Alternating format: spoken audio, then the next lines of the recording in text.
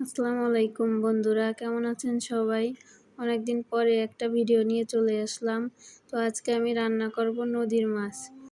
আমি মাছটাকে কেটে ধুয়ে পরিষ্কার করে নিয়েছি। মাছটাকে রান্না করার জন্য কড়াইতে কিছুটা সয়াবিন তেল দিয়ে তার মধ্যে পেঁয়াজ কাঁচামরিচ কুচি দিয়ে দিলাম। এবারে পেঁয়াজ কাঁচামরিচটা নেড়ে নেড়ে হালকা করে ভেজে নিব।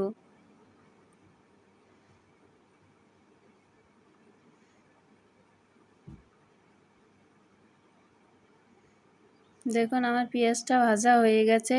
এবারে গুঁড়ো মশলাগুলি দিয়ে দিব। প্রথমেই দিয়ে দেব হলুদ গুঁড়ো, তারপরে মরিচ গুঁড়ো, ধনিয়া গুঁড়ো, লবণ। এরপরে কিছুটা পানি দিয়ে মশলাটা কষিয়ে নিব।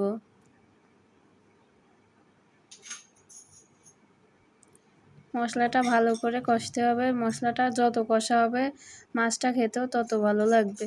আজকে আমি মাছটা কাঁচাই রান্না করব, ভেজে রান্না করব না।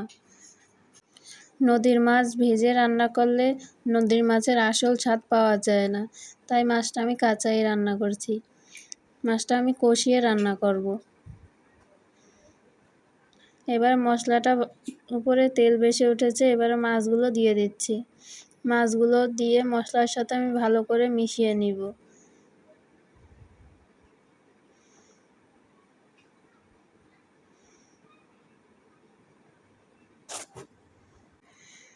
দেখুন মশলার সাথে মাছটা ভালোভাবে মিশানো হয়ে গেছে। আমার মাছটা কষানো হয়ে গেছে। এবারে কিছুটা পানি দিয়ে মাছটা সিদ্ধ করে নিব।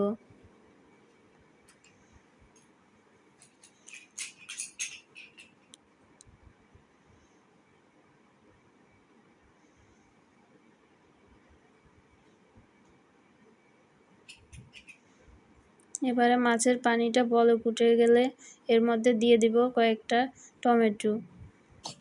দেখুন মাছের পানিটা বলক উঠে গেছে। এবার এটার মধ্যে আমি কিছু টমেটো দিয়ে দিলাম। টমেটোটা দিয়ে ভালোভাবে নেড়ে মিশিয়ে নিচ্ছি।